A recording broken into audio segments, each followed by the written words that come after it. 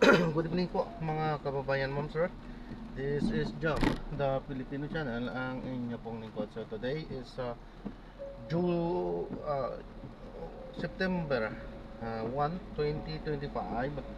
At tayo ngayon ay papunta dito na sa may NAIA Terminal 2 Air Departure. Huh? Departure yung booking niya.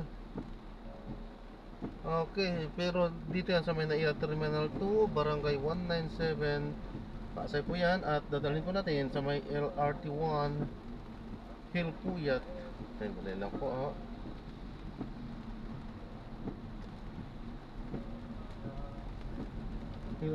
Hilpuyat Avenue, corner ng Taft Avenue po yan, Barangay 37, Pasay. Okay, so magbabalik po tayo mamaya konti. Pag nakuha na po natin sila, disclaimer mo lamang po ang content po natin ay kalsada at hindi ang passenger. Kaya nga naman, sakali man po na may marinig kayo, mga pangalan ng lugar, pangalan ng tao, pangalan ng organizations, government or private man yan, ay wala pong kinalaman ng channel dito. At wala po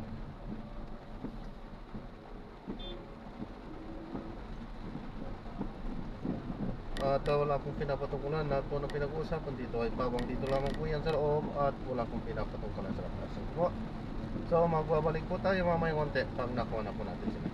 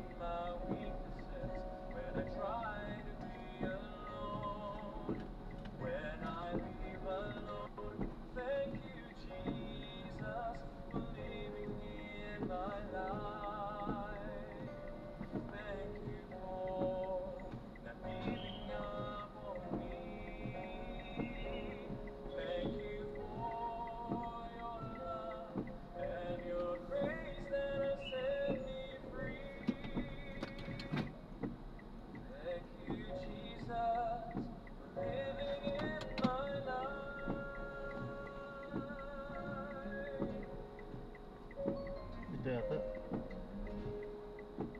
Ito?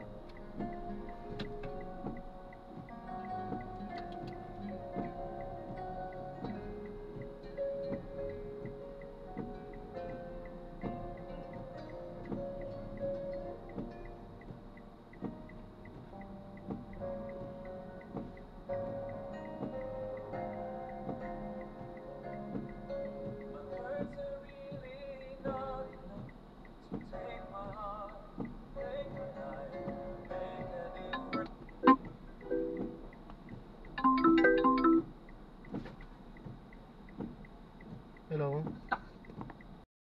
Papaalam po ako. Ito yung pinaka-dashcam po natin. Magre-record po yan. Kalsado po. Ano po.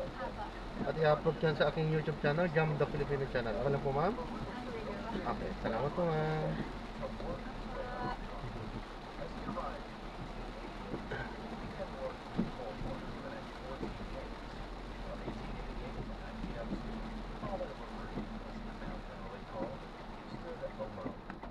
On February 2nd, 1902, brother and sister Julian Anderson and Miss Ida Thompson arrived at home. Soon after, 9 people who had been led into the truth, largely through brother LaRue's efforts, were baptized.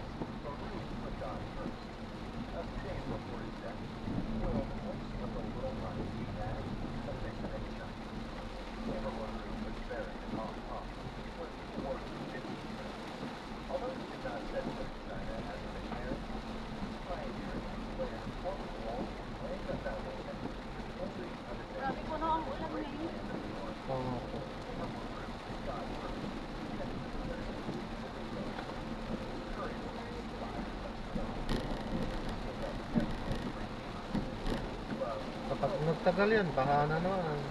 Opo. Dito po, nabaha. Dito hindi. Pero sa mga daanan natin. Doon, sa mismong ano nyo, pupuntahan nyo, binabaha doon. I mean, doon sa may bandang top area, nababaha po doon.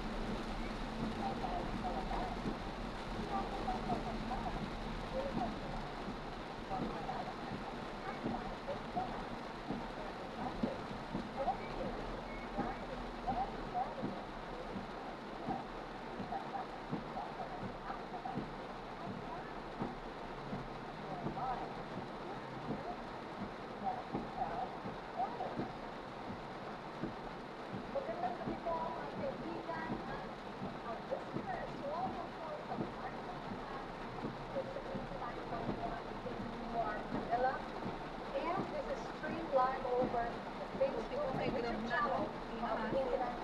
Opo. Alam na agad yung babayaran. Hindi katulad dati, mga pagka sa mga taxi, puro kontra-kontrata yan. Hindi mo pa alam nung namimitik-mitik. Kasi ako, naranasan ko din kasi yung mga yan. Kaya alam kong biktima rin ako eh. Dati eh. Hindi nga rin po kaya. Oo. Meron talaga gumagawa rin. Magugulot ka na lang, ang laki na ng bill mo. Kaya ayoko rin mag-taxi. Hmm.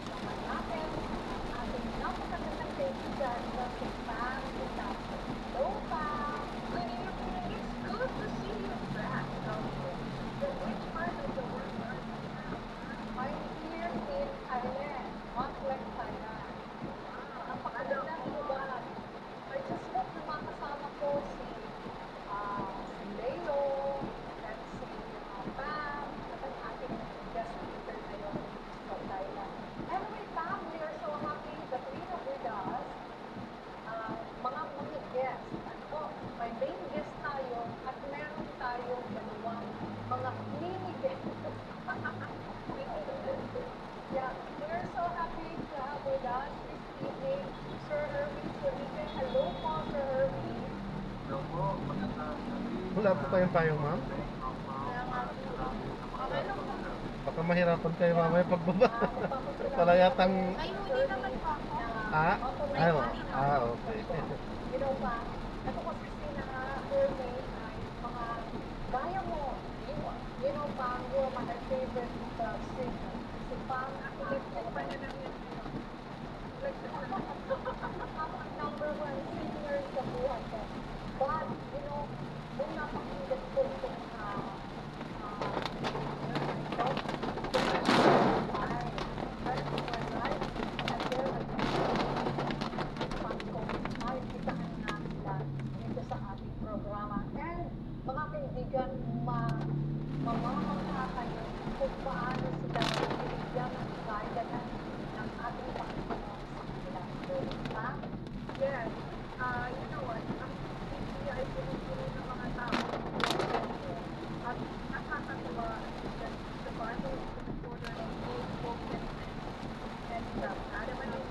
May bagyo po ba? Hindi ko nga din po alam eh.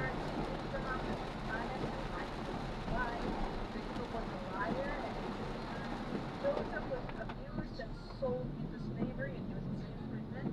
Moses has a speech impediment.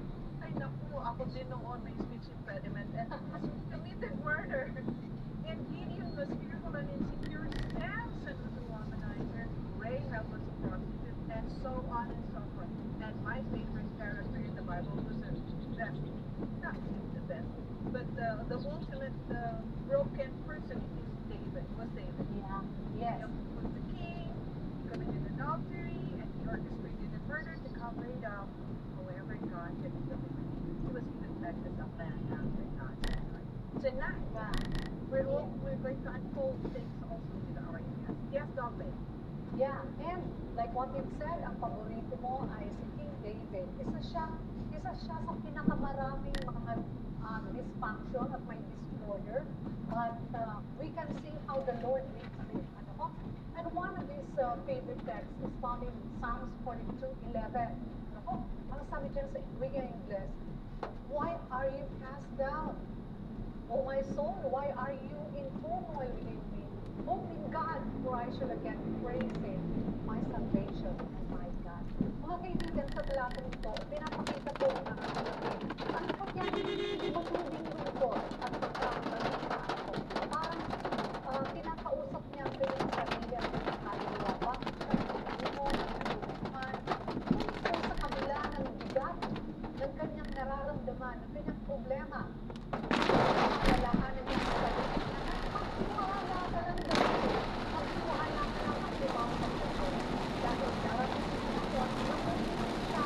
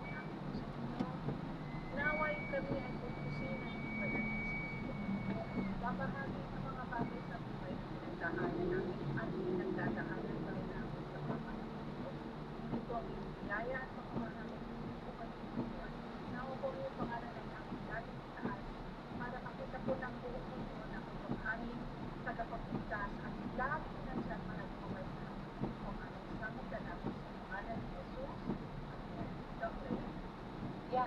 Okay, thank you, Pam. Well, mga kaibigan, we are very fortunate at 7:08, no? In the evening, we have 1 hour to listen to their beautiful story. I heard their story already, and I want to share their story to all of you, mga kaibigan. Dahilan sa nakaka-inspire, no?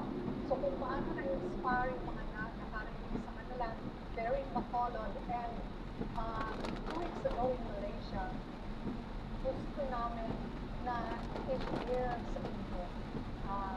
Kung baga, sa Bicol, ang kapangganaan, tagumpay, ang tagumpay ng Panginoon sa kanilang buhay. Na wala po yan. Okay na sinasabi mo po ang tagumpay na Panginoon sa buhay nila. No? And so, mga kaibigan, this is very different time. Kasi nung pinapakilala natin ang ating mga bisita, no? So at this moment, gusto natin na ipakilala nila ang kanilang sarili, no? Mahanap kasi pag tayong magpakilala sa kanila, hindi natin masyadong mabigyan ng justice. Buti pa hindi ka nag-happy. So, yes, Sir Herbie, Wala can kasing you pasok please introduce yourself, and also you're the two handsome gentlemen at your back. Okay, my name is Satanan Saya. My mama is from Tacloban and my father is from Bisilan province, but I was born in Zamboanga City, Province, and now currently staying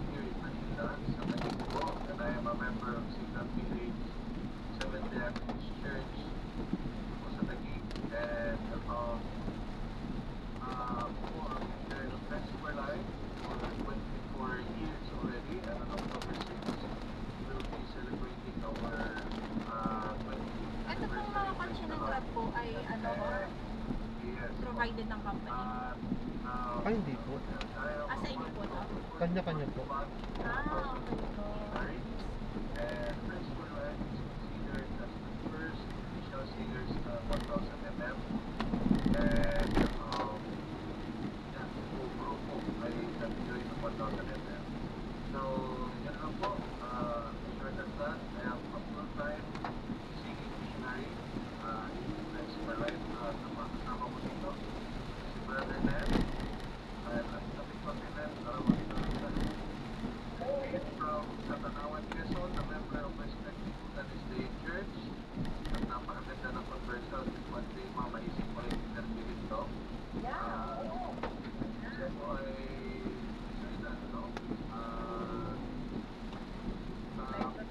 deepest ng moment ng buhay niya ay he was browsing TikTok at nakita niya ang principal life na nag-live na may singing gospel music, and it was the start of his conversion.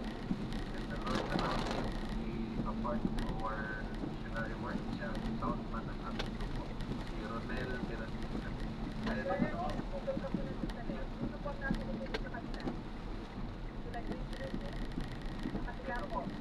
Ito po ay si Brother Fernie La Peña, dating prof ang singer ni Isabel Granada, pero ngayon po ay full-time missionary.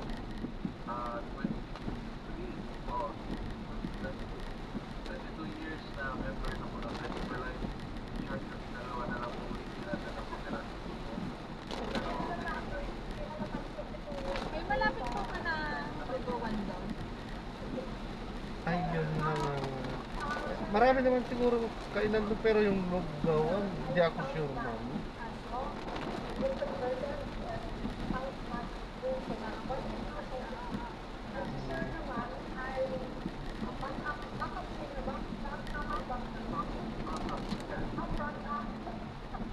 Ay, ba't, taga saan po ba kayo, ma'am?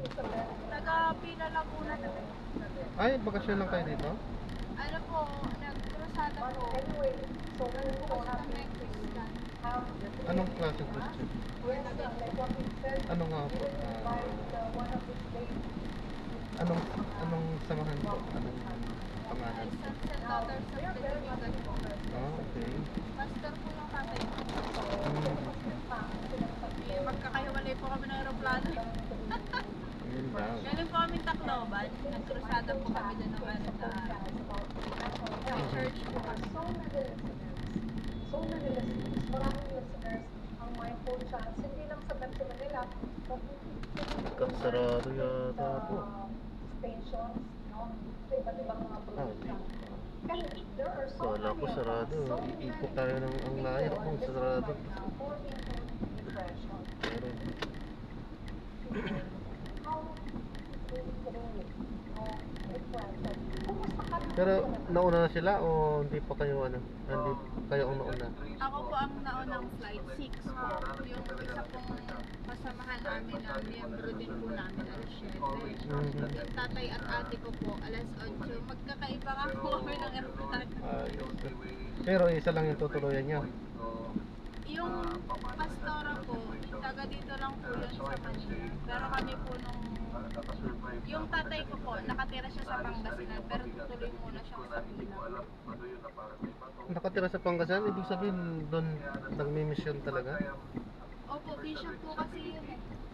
Ah, Pag sinabi po kasi bishop, ano siya, para po matawag siyang bishop, may mga churches po siyang hinahamakan. So, mhm. doon po siya, since wala pong pastor sa Pangasinan, doon po siya. Yes, okay. Tsaka po yung ate ko doon, pero dito po muna siya sa amin. May pioneering sa Pangasinan. Hindi po, ano na po yun, settled na po yun eh. Ah, kaso nawalan ng ano, pastor. Opo, wala lang po talagang pastor na yun, kaya si Papa po yung Nasaan yung pastor? ano po, yung mga miyembro po kasi nag-ask sila na may ipasok silang pastor without the consent ng mga nasa ano po, ng mga kapastoran namin. Ah, Eh, ano sari, po, parang, sarili lang. Ano na? parang po kasi ano na hindi na po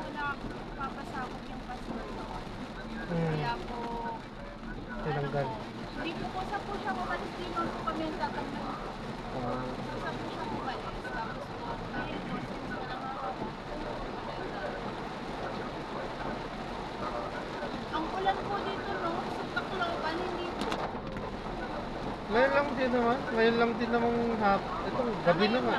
Oo, gabi na. Saka kanina pala. Kaninang madaling araw din. Pero maghapon wala. Ambon-ambon lang.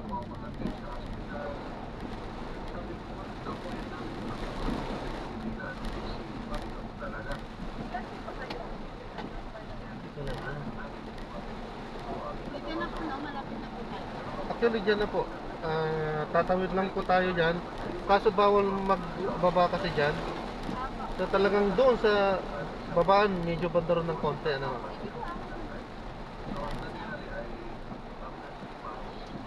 Gaanap pa naman po ako ng tagal-tagal pa naman po sila. Darating po.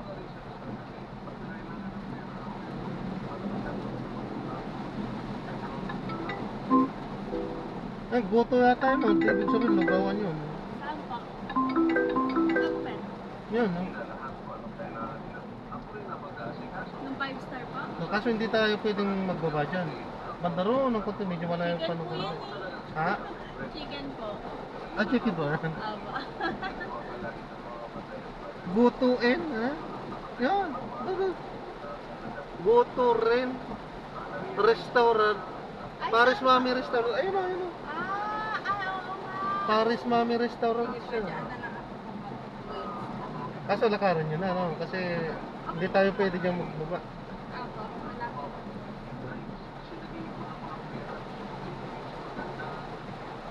Dito po ang DLTV sir. Apo, ayan po. Ayun. Talagang ano yun, para sa akin gusto ko kasi bumawi, pero alam ko kahit ano ito ay wala nang patay ko. So I keep on, I kept on blaming myself hanggang sa pag matutulog ako ng gabi, naiisip ko yung kalagayan niya sa ospital. Parang ang sama-sama kong anak, naisip ko. So it Dali was 319 po. guilt. So nangyari, Habang- maglalakad po ako, parang Pwede na po dito bumaba. Pwede po. 319 po. Eto po. Sabi ko, Sa... iba na ito. Tapos pag hapon na, magkaano na yung dilim at liwanag. Okay na to? Okay, salamat. Salamat. Okay, ingat. God bless. Salamat po. God bless po. Salamat. Pero nung time na yun, hindi na ako nagtutuwa. So, nagpa-hospital po ako. And Ay, nako. Ayan, so na-drop na natin sila. So maraming salamat po sa panonood. Hanggang sa muli po. Ingat at God bless. Paalam po muna po sa kantala. Tayo ay gagawa na ng separate video sa ating susunod na mission. Paalam po. share din, ano.